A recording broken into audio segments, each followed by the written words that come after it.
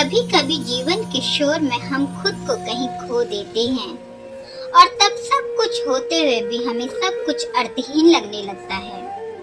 इसी भाव को शब्दों में पिरोया है रामधारी सिंह दिनकर जी ने। कविता का शीर्षक है रह जाता कोई अर्थ नहीं।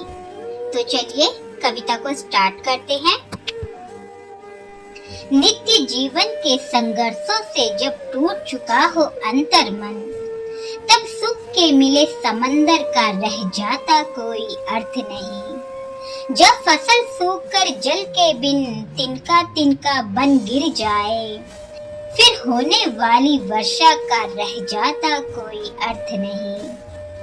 संबंध कोई भी हो लेकिन यदि दुख में साथ न दे अपना, संबंध कोई भी हो लेकिन यदि दुख में साथ न दे अपना, फिर सुख में उन संबंधों का रह जाता कोई अर्थ नहीं। छोटी छोटी खुशियों के क्षण निकल जाते हैं रोज यहाँ, फिर सुख के नित्य परीक्षा का रह जाता कोई अर्थ नहीं। मन कटु वाणी से आहत हो, भीतर तक छलनी हो जाए, फिर बाद कहे प्रेम वाचकों का रह जाता कोई अर्थ नहीं।